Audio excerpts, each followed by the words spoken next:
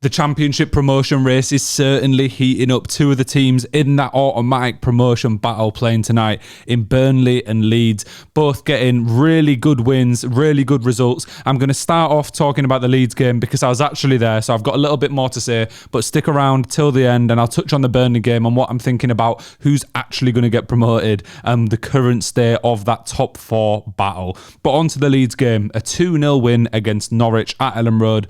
Elland Road is an absolute fortress this season. It seems like it's practically impossible to beat us at home, and personally I'm loving every single second of it. But today was an interesting game because it felt kind of flat for a lot of moments, but then looking back at it as a whole, we really dominated the entire match. Norwich pretty much didn't get a sniff, and that was from the first couple minutes where we grabbed that goal. Manor Solomon is looking like an absolute gem of a loan signing.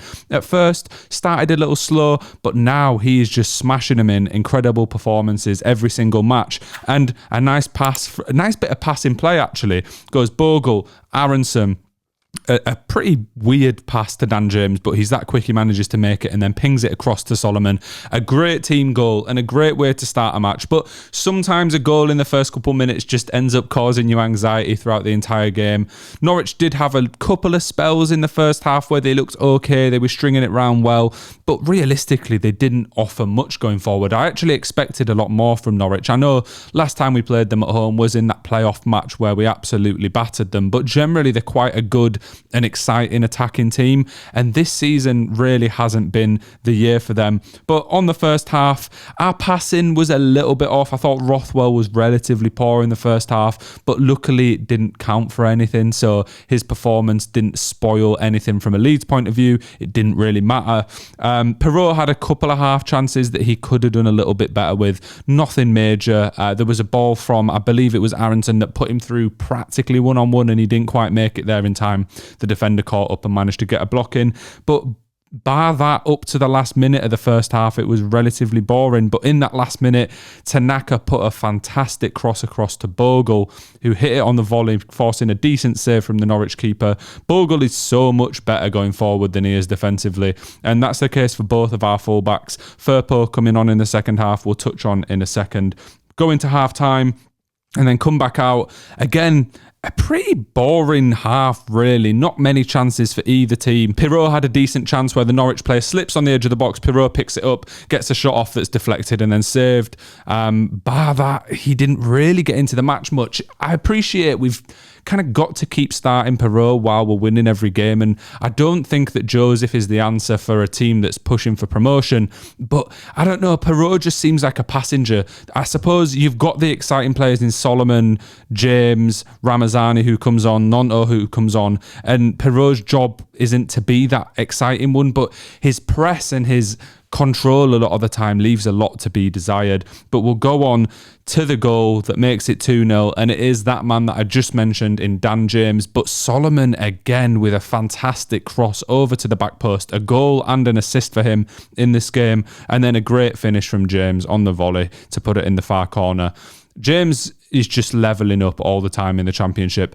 I know that he didn't quite make it in the Premier League, especially at Manchester United, but he is one of our star players, and I think not that he goes unnoticed, but he's not as flashy as Ramazani. He's not as flashy as Nonto, but every single game when he plays, or 90% of the time, he shows up and he contributes. Absolutely loving his output this season. But overall from Leeds, a great performance. There's not too much more to say on that. We stopped Norwich. They didn't even have a shot on target, which says a lot for a team who was sat mid-table, would have wanted revenge today after the battering they took in the playoffs.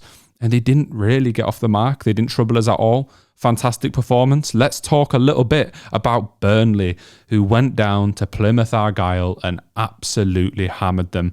Plymouth's performances as of late have actually been quite embarrassing. I feel bad for Plymouth fans in a strange way. I know they're not expecting to be challenging for playoffs. They're probably not even expecting to be mid-table. Relegation battle is about where they are and where their squad is. But from what I've seen from an outside perspective, their ownership has done a really poor job at even attempting to keep them in this league. suppose, should they have been in the Championship to begin with the players that they had, etc.? Maybe not, but once you're here, you've got to invest a little bit and try keep the squad here. I think if Morgan Whittaker goes in January, which it looks like he might, they are 100% doomed. I'm saying that like they have any chance of staying up anyway. But we're here to talk about Burnley. 5 goals, the first goal, an incredible cross and an incredible volley. In fact, practically every single one of Burnley's goals in this game were great finishes, all coming in the first half as well. That is an absolute bloodbath. It's very rare you see that in the Championship, and I'm surprised they didn't go on and make it 10 with Plymouth's squad ability. Fantastic from Burnley. And I think one thing to point out, another clean sheet for them, which their defensive record is, I don't know if anyone's ever done this well up to this point in a Championship season. They have only conceded 9 goals all season. 9 goals after this many games is unthinkable. The only issue for them is they don't usually score many. And I'm not going to kind of think that scoring 5 against Plymouth means that they've turned a corner in that regard, because Plymouth are that bad that I would have expected Burnley to win. Maybe not by this many though. They should have lost to Sunderland at the weekend with Sunderland's 2 missed penalties. But this promotion race is unreal. All 3 teams, well, all 4 teams at the top just can't stop picking up results at the minute. And I'm really not sure who I'm backing. Obviously, as a Leeds fan, I'm going to say that we're going to end up doing it, but we are very likely to end up fumbling at the final hurdle. My hope is that 2 teams drop out before then. I think Sheffield have been quite lucky against Swansea last night, getting a goal, and then Swansea getting a man sent off very shortly after. It's luck, but that's what you need sometimes. And they have a very tailored Championship team that should be able to go the distance, and they also look like they're going to do the most business in January out of all those teams. Obviously Sunderland pretty active as well in that push to go up. It's interesting, and I think whoever ends up in the playoffs out of us 4 at the minute, I would back to go through and at least go up in the playoffs. This is why the Championship is one of the most entertaining leagues. Always such a good race at the top, or at least the majority of seasons. Last season went completely down to the wire, and I'm trying not to do with Sunderland what I did with Ipswich, which is write them off saying, oh yeah, they'll fumble. Maybe they won't, maybe they'll continue. I think it depends what they do in January and if they have any major injury issues. But if you're a football fan, if you're a Championship fan, let me know in the comments. It's a little early, it's a little difficult to do, but leave down who you think will end up finishing in the top 2. Who will win the league? Who will get automatic? It's hard to predict, but also please do remember to like and subscribe.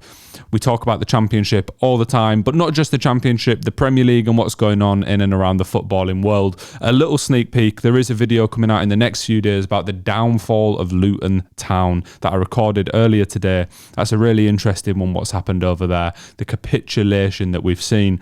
But back on to Leeds and Burnley to finish things off. Great wins for both, to be honest. That game on Monday is going to be a must win for both teams. I think whoever wins that, it's a massive step in the right direction.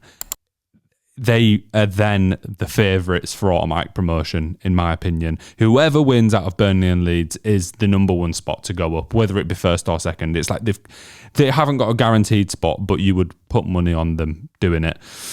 Big game. Come back to the channel. I'll be reacting to that. Thanks for your time. Like and subscribe in a bit.